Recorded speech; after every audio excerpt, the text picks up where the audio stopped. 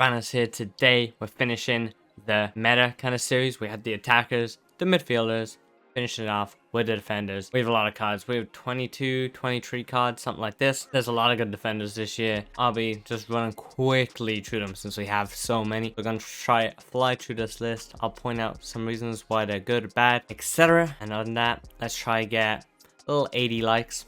Pretty solid. Round off this series. And without further ado, let's get into the video.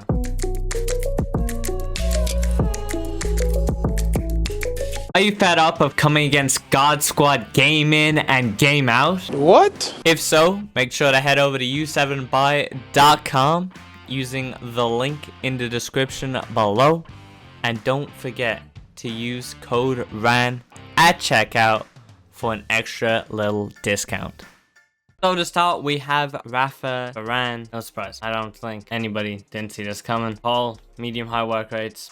Pace, defense, physical. So I'm not even gonna waste your time. Next we got Marquinhos. Now this guy this year is incredible. For me, he is the second best center back in the game, above the likes of Van Dijk. Obviously not including icons. There's just something about him, man. Obviously the work rates are nice and the pace is nice, but I think it's his defending being so high. Like 89 is a bit ridiculous, coupled with the solid physical. Probably the 74 dribbling helps, right? So his dribbling bounce isn't the craziest, but you know, solid ball control, good composure, stuff like this really helps, and he has really good passing. Just feels great in game. Would definitely recommend, if you can at any way get this guy on your team, you gotta do it. Next we got Cordoba. Now I've used this on Mr. Ryan Haber, aka It's Haber's account. We've been playing some co-op. You guys probably know Haber. He's huge. You probably know. And then we've been using this guy. Now, as you can see here, agility and balance, crazy. Obviously the defense physical pace is crazy. Just something about that agility and balance makes him a demon. Now the problem is 5'9". A lot of people start to be crossing a lot more recently, so there's a bit of an issue, but he does fight for it, and he has good jumping and heading, to be fair. But yeah, all around pretty solid. Next we got Hakimi, by far the best right back in the game for me.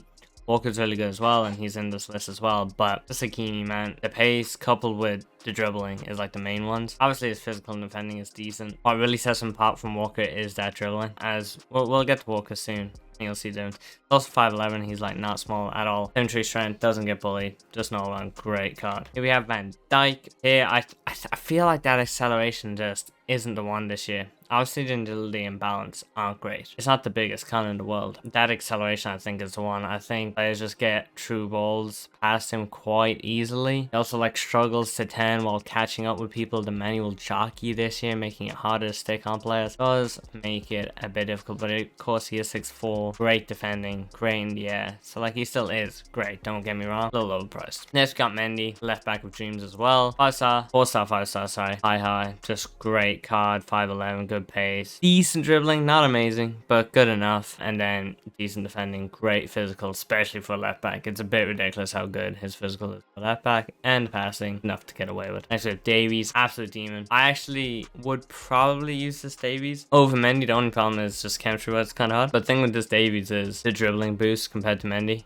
Actually see it side by side there. It's a sizable boost, and you definitely feel it in game. Mendy obviously has that kind of physical on him as well, and a bit more defending. So then it can become a bit of personal preference. Next we have Theo Hernandez. Once again, going back to Hera, he has his inform actually now. And like defensively he is a tank, but going forward he is a bit shaky. The agility and balance isn't too high. He's got like either the average or the stocky build type in game. So like defensively he's just a tank, but then going forward can be a bit of an issue. And he's 3-star, as opposed to Mendy being 4-5 and Davies being 4-4. So this is definitely a stay back while defending sort of guy, but unreal left back. Let's go Walker, and like I said, here, like I mentioned earlier, the agility and balance, killer. Does really hurt this card. Like Theo, if you just had him on stay back, he will do an incredible job. He catches everybody. He's strong. Got the good defending. Still a great fullback. Kimpembe, I want to say hidden gem, but he's not. Because one, everybody knows about him, and two, he's like 50k. So it's not like people don't know about him, but I don't think people know how good he really is. Him versus Varane. Varane is like 10% better, and Varane costs way more. This Kimpembe, just beautiful, incredible card. Like if you can get him and Marquinhos together, it's what I use personally. They're just sensational. They're actually ridiculous. Thing with Kimpembe as well, he's 6'2", a little bit taller. Just unbelievable. unbelievable card. Surprisingly decent agility and balance for his height as well. Got everything. Would definitely recommend. Let's got Militao. Now, for me this year, I think Kimpembe is better than Militao. Hey, look at the stats. Militao's faster, better physical, well, better jumping and stamina, but lower strength and aggression. You don't think that far apart in game? I think Kimpembe is way up here. And like, Militao's obviously still good, but overpriced, not fantastic for me. Still obviously a great card. Kimpembe just completely outshines him for me. So as we enter into the mid-tier meta, you're looking at the likes of Cancelo in your right back position. Obviously, I use this card. Big fan of him. Does get caught for pace a little bit, but outside of that, doesn't really have too many issues. 62 strength, I don't even feel it that much, to be honest, and most wingers aren't that strong. So unless it's like a Dama that gets subbed on and bullies you, other than that, you're pretty okay. It does have the 4-star this year, so you used to have a 3-star weak foot, now 4-star as well. Keep that in mind. Very helpful. Next we got Kunde. I have barely played with this guy, I'll be honest. Only like a few draft games. But every time I play against him, phenomenal card. Obviously is great defending, good pace. And once again, we're looking at agility and balance. Looking very good for a center back. Now he is 5'11", so he's a little short. And he's not the most physical whatsoever. Good defense and pace. And then obviously bit more agile. It is very helpful this year, I feel. But once again, dribble crossing, watch out. Next we got Quadrado. If you're using Quadrado, you have to be using a balanced fullback, in my opinion. Right, you got the 5-star skills, got pace, got crazy good dribble. Look at the 94 agility. His defending is a little bit suspect, and his physical is a little bit suspect. But really, you got to be using this guy on balance to get the most out of him. Decent crossing, can actually pop a shot if needs be. So definitely on balance, this is your guy. On stay back, not worth it at all. Koulibaly, phenomenal card. And like, for like a card like Koulibaly, you just look at stats. You know what you're getting. Fast, yep. Good defending, yep. Physical, yep. Just a beast. Love him on the road to glory. The only thing is his agility and balance, obviously terrible, and he can get like wrong footed a bit, but he is very hard to get past, and he's only like 20k. Absolute steal. Next up we got Joe Gomez. A pretty standard FIFA card. Was way more popular last year, but this year he's still great. Would still recommend if you kind of have that Premier League team that needs him. I feel like not too many people taking that option this year. It's because like someone like Kimpembe is way better, but obviously it's not Premier League. Let's go Upamecano. Kind of the same. Decent center back. Nothing special. Would only really use him if you want to link Goretzka and Davies. Otherwise, I'm kind of looking elsewhere. Pretty standard, pretty average card. And it's all kind of the same. Really, in my opinion, was an average card. That's a little higher than they feel in game. I feel like that composure is something that has an impact. Like 69 composure, I don't know what it is, but it's something with this card. It doesn't feel great at all. Feels very average. Doesn't even feel like the 92 pace, to be honest. Skriniar, just beast as well. Him and Koulibaly, if you have them at the back, unreal. Carries my road to glory. Solid card. Feels way more agile than those stats, by the way. So don't worry if you're playing him beside Koulibaly. You think, oh, you're gonna have two stiff people. Nah, Koulibaly is, but Skriniar, I think it might be his body type or something. Feels great on the ball. Don't have to worry about that. Next up, we got Alaba. Talking about great on the ball. This is your ball playing center back if there ever was one. The problem is at kind of the higher divisions, he really does struggle. If you play someone like Ronaldo, he not only gets outpaced, but he gets bodied in the air by Ronaldo. He will suffer. But in those lower divisions, want somebody with a bit more composure on ball and stuff, this is your guy.